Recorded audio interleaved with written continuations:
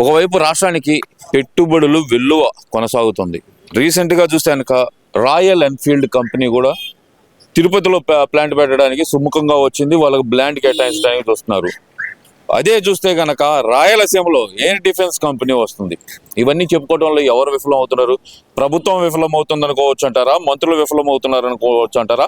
లేదంటే కనుక ప్రతిపక్షం స్ట్రాంగ్ గా అవుతుంది అనుకోవచ్చు అంటారా? వైఎస్ఆర్సీపీ నెగిటివ్ ప్రాపగాండా ఎక్కువైపోయింది అనుకోవచ్చు అంటారా?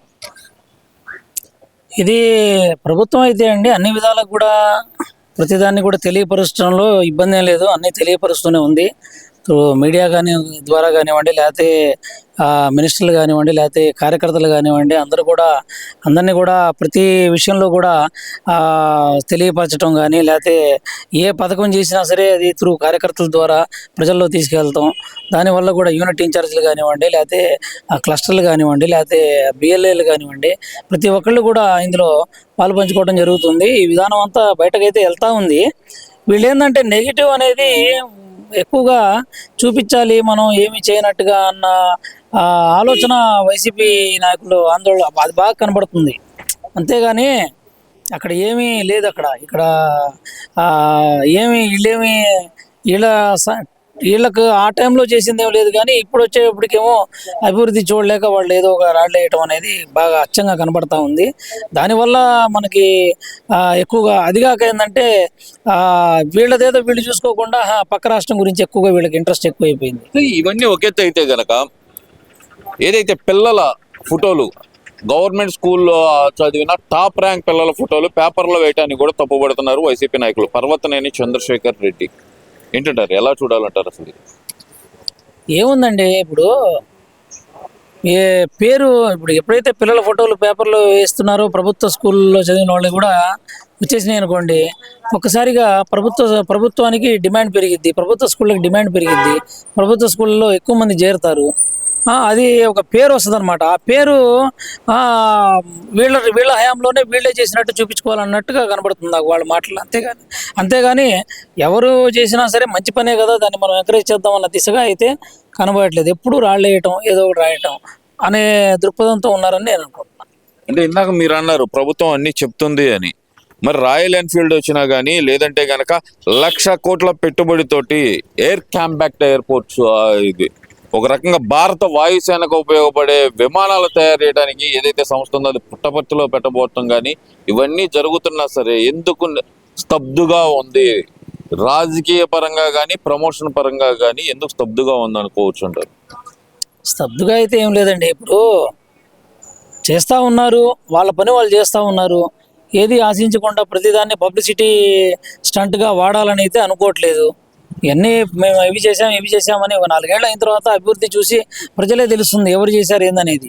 మొన్న చెప్పలేదండి, గూగుల్ విషయం చెప్పుకుంటా వెళ్తే మేమే చేసామని చెప్పనలా వాళ్ళు. ఆ రకంగా అంటే ఏది మాట్లాడినా వాళ్ళు వెనక నుంచే వచ్చి రాయటానికి రెడీగా ఉన్నప్పుడు ఇక ముందుకు ఎలా వస్తారు చెప్పండి?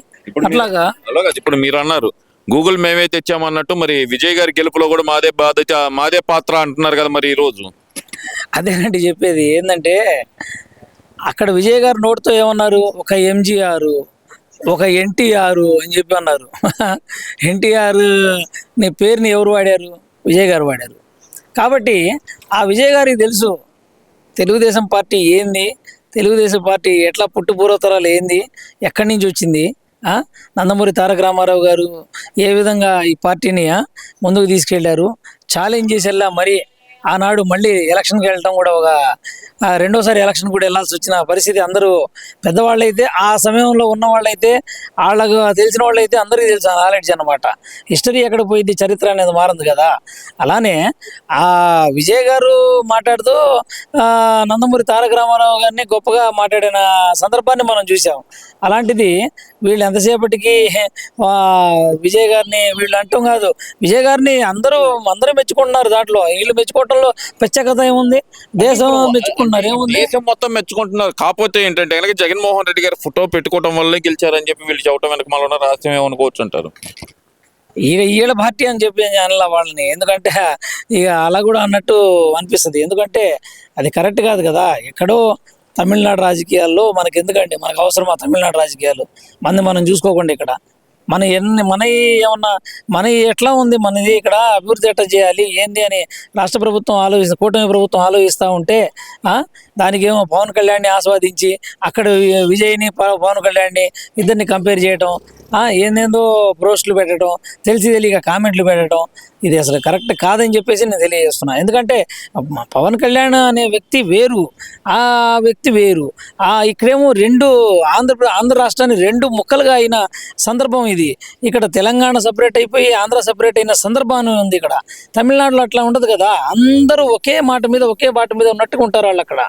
వాళ్ళు ఎలక్షన్ అయితే చేస్తారు, తర్వాత అందరూ వాళ్ళు ఒకే దీంట్లో ఉంటారు.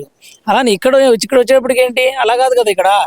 ఇక్కడేమో మీ గ్రూప్ మాది, మా గ్రూప్ మీది. అలాంటి సన్నివేశాల్లో పవన్ కళ్యాణ్ గారు ఏ విధంగా నెగ్గిస్తున్నారు, ఎలా నెట్టుకెళ్తున్నారు, ఎలా మంచి మంచి ప్లాన్తో ముందుకెళ్తా ఉన్నారు అనేది మనం ఆలోచన చేయాలి. అంతేగాని ఈ పవన్ కళ్యాణ్లా విజయ్ పవన్ కళ్యాణ్ చేయలేదంటే పవన్ కళ్యాణ్లా విజయ్ చేయలేరు.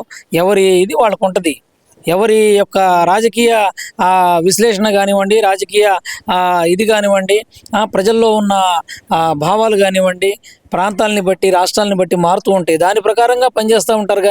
దాని ప్రకారంగా ఉంటుంది. కానీ ఇది కేవలం ఏంటంటే కంపారిజన్ మరి మీరెందుకు చేయలేదు? మీరెందుకు మరి ఆ రేంజ్లో మరి మీకెందుకు అంత పేరు రాలేకపోయింది ముందే? ఆయనకు మరి అంత ఫుల్ మెజారిటీ రాకపోయినప్పుడు కూడా పేరు వచ్చింది కదా దేశంలో. మరి మీకెందుకు రాలా? అంటే అదేమనంటే ఆయన మోడీకి వ్యతిరేకిస్తున్నాడు, మోడీకి వ్యతిరేకిస్తున్నాడు, మరి మీరెందుకు వ్యతిరేకించలా? మీరెందుకు మరి చేయలా? మీరు మరి వ్యతిరేకించి మరి నిలబడాల్సింది కదా. మరి మీరెందుకు చేయలేకపోయారు మరి ఆ కాలంలో? చెప్పండి. వాళ్ళకేమో ఆయన చేశాడంటే చేశాడు, నిలబడ్డాడు. ఆయన పర్సనల్ అండి అది. ఆయన ఎట్లా చేశాడు ఏందనేది ఆయన పర్సనల్. అది ఆయన ఏ విధంగా చేస్తున్నాడు, ఆయన ఏమంటున్నాడు, నేను కుల మత తత్వాల పార్టీలకు నేను ఇచ్చేయను, నేను సింగిల్గా అయినా సీఎం లేకపోయినా పర్లేదు ఉంటానని చెప్పి అంటున్నాడు.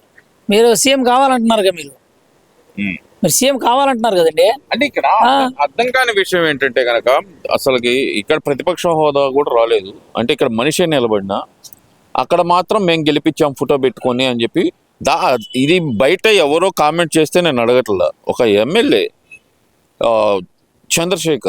తాటిపత్రి చంద్రశేఖర్ అనే ఒక ఎమ్మెల్యే చేసిన కామెంట్ ఇది. జగన్మోహన్ రెడ్డి ఫోటోతోనే గెలిపించాం మేము అక్కడ అంటున్నాడు. మరి ఆయన మంచిదే, గెలిపించండి. గెలిపించారు. ఇక్కడ స్టాండర్డ్ కాలేదుగా. ఇక్కడ మళ్ళీ ఓటమి పాలయ్యారు. వెంటనే ఎంత ఓటమి పాలయ్యారో తెలుసుగా, ఎంత ఘోరంగా ఓటమి పాలయ్యారు. సో ఆ రకంగా మళ్ళీ అక్కడ జరగకుండా చూసుకోమని చెప్పండి. అంతేగాని మేము గెలిపించాం, మేము చేసాం అనేది కాదు. అక్కడ ఏంటంటే ఒకటండి, మన జేపీ గారు కూడా మాట్లాడుతూ చెప్పారు, జయప్రకాష్ నారాయణ గారు, ఏమని, ఇది ఒక ప్రజాస్వామ్యానికి ఒక రకమైన ప్రమాదమైన హెచ్చరిక అని చెప్పేసి. ఎందుకంటే ఇది ఒక అంచనా ఉంటుంది. ఎందుకంటే ఏది పడేది పథకాలు మేము చెప్పేసాం, మేము గెలిచేసాం, మేము ఏదో గవర్నమెంట్ ఫామ్ చేసాం, మేము సీఎం అయిపోయామంటే కాదు కదా. ఒక అంచనా ఉంటుంది, ఒక ఎక్స్పీరియన్స్ ఉంటుంది.